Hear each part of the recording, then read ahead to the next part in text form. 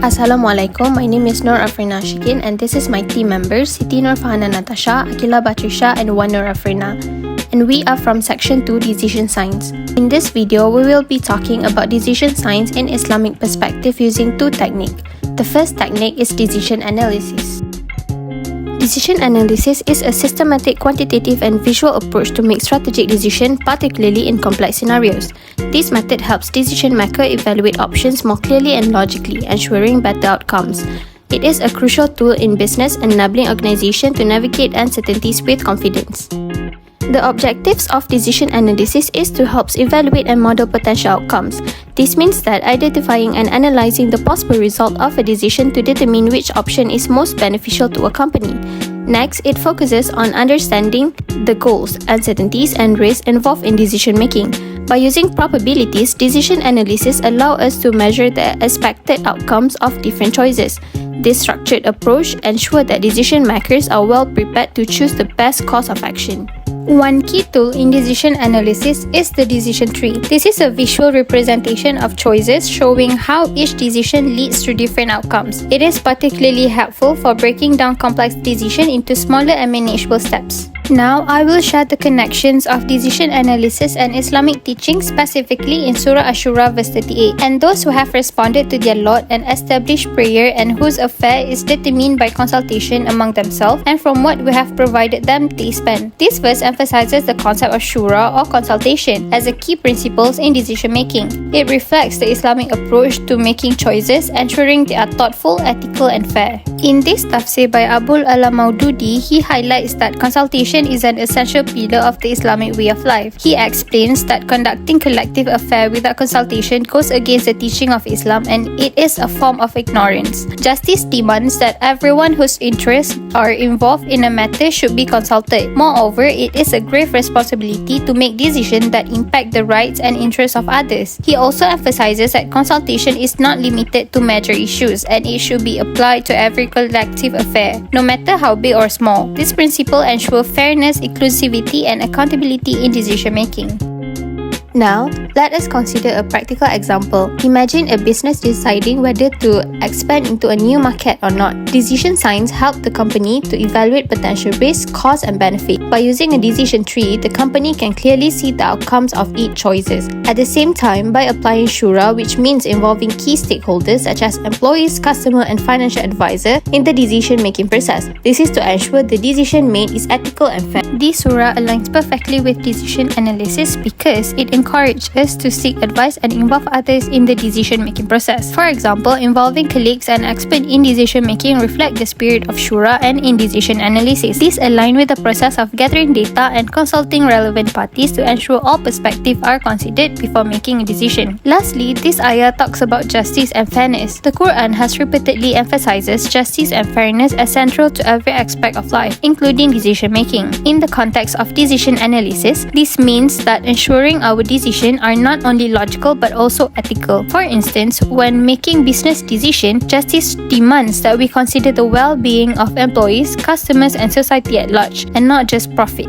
Second Quranic verse that can support the underlying concept of decision analysis technique is Surah At-Tawbah, verse 51. Say nothing will ever befall us except what Allah has destined for us. He is our protector, so in Allah, let the believers put their trust.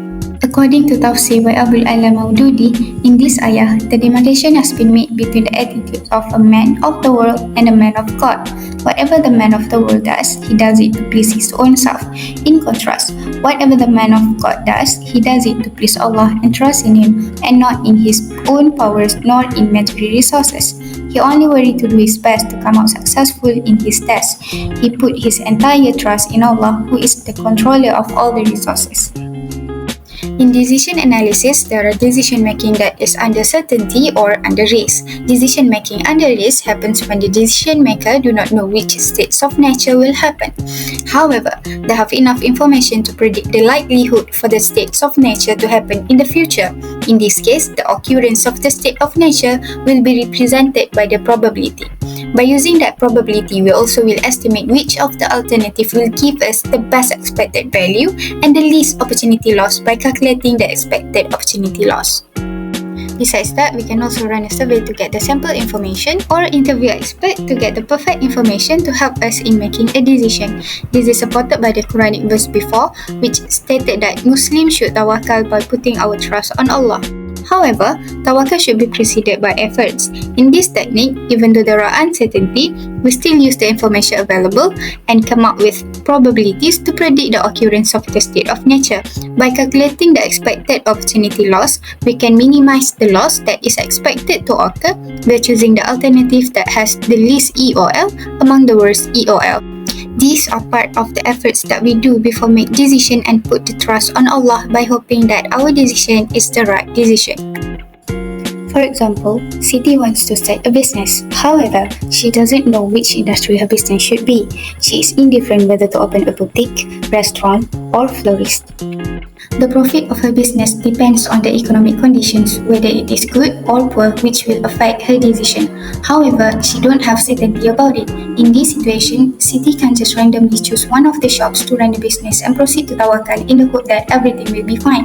She should put efforts into it by collecting information about the economic condition and put the probabilities of occurrence on it. She also can run a survey if the cost is lesser than the expected profit or have an interview session with the experts to get a perfect information. This effort shows that she is putting her best before deciding to start her business and putting trust on Allah after making decisions. Moving on to the second technique chosen, which is project scheduling. As its name suggests, it is basically the art of creating a project schedule. The core concept of project scheduling is to organize and manage tasks as well as resources in a systematic way to achieve project objectives efficiently and within constraints. For this, we use the combination of PERT and CPM. It ensures that the work is executed in the right sequence by the right people at the right time, and most importantly, the project is completed within the limited time and budget. Islam encourages having a proper plan before executing any project, emphasizing on planning, time management, and accountability. The first Quranic verse that supports the underlying concept of project scheduling is Surah Yusuf, verse 47 until 49. Joseph said, "You will plant for 7 years consecutively, and what you harvest leave in its spikes, except a little from which you will eat. Then will come after that 7 difficult years, which will consume what you saved for them, except a little from which you will store. Then will come after that a year in which the people will be given rain, and in which they will press olives and grapes." Here is the tafsir of this verse by Abul Ala Maududi. Let's focus on the third paragraph, where it says that it should be noted that Prophet Joseph not only interpreted the king's dream, but also told them how to preserve and reserve grain during the first 7 years of prosperity for the subsequent 7 years of famine. This highlights Prophet Yusuf's strategy to plan and prepare Egypt's resources for an upcoming famine. It reflects the importance of structured planning, resource optimization, and prioritizing tasks in a structured timeline, which are the key aspects of effective project scheduling. To prepare for the famine, the objective or goal that must be met is to ensure sufficient food. Therefore, he identified a 14-year timeline splitting into phases of abundance, scarcity, and recovery. It is crystal clear that this verse stresses time management to properly set tasks to do on each of the 7 years. Next, prioritization of tasks is also vital in determining the order in which tasks should be performed based on their dependencies. We can see that Prophet Yusuf focused on planting and storing grain as the most critical tasks for survival. He also stored surplus grain during years of plenty and consumed minimally during the famine, which proves the importance of resource allocation to ensure optimal efficiency. In essence, project scheduling integrates discipline, foresight, and execution to ensure project success, which aligns with Prophet Yusuf's strategy of preparing for scarcity and planning for recovery, ensuring objectives of a project are met successfully, as it is an amanah for us to complete our responsibilities once any project is assigned under our management. The second Quranic verse to relate with project scheduling is Surah Al-Mulk verse 15. The verse says, "He it is who has made the earth subservient to you, so walk in the path thereof and eat of his provision, and to him will be the resurrection." This verse emphasizes human responsibility to work hard, explore, and utilize the earth resources while remembering the sustenance ultimately comes from Allah and that we are accountable for our actions. Based on the tafsir by Ibn Kathir, this verse highlights three key themes: the earth as a resource, human effort, and divine provision and accountability. Allah created the earth stable and full of resources like water, vegetation, and minerals, enabling human survival. Walk in the paths encourages active effort, seeking sustenance and traveling, working hard for success. Though people work hard, the ultimate source of sustenance is Allah.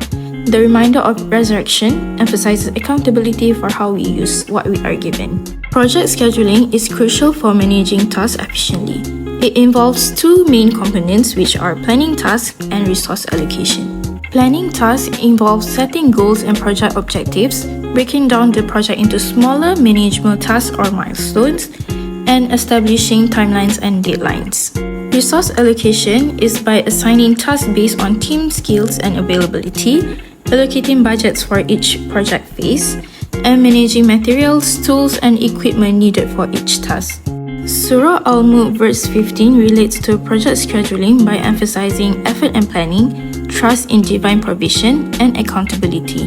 The verse encourages walking in the earth path, symbolizing active pursuit of goals, much like how project managers must outline tasks and allocate resources strategically. Despite detailed planning, unforeseen events may still occur, reminding project managers that success ultimately comes from Allah. This balance reflects the concept of provision and trust, making every effort while acknowledging that results are in divine hands. Additionally, the verse reminder of resurrection highlights the importance of accountability, encouraging ethical and responsible decision-making in project management. For example, consider a product launch project where a project manager is responsible for ensuring a successful rollout. They begin by defining clear goals such as launching the product within 6 months. Tasks are divided into key stages like product development, marketing, and distribution. Resources are carefully allocated, the budget is set, marketing tools are secured, and a development team is assembled. Despite this meticulous planning, unforeseen challenges can arise such as supply chain disruptions and changing market trends. These unpredictable factors highlight the verse's lessons from Surah Al-Mulk verse 15. While humans must work diligently and plan effectively, ultimate success rests in Allah's hands. The verse underscores the importance of balancing strategic effort with trust in divine wisdom, reminding project managers to stay prepared while accepting that some outcomes are beyond human control.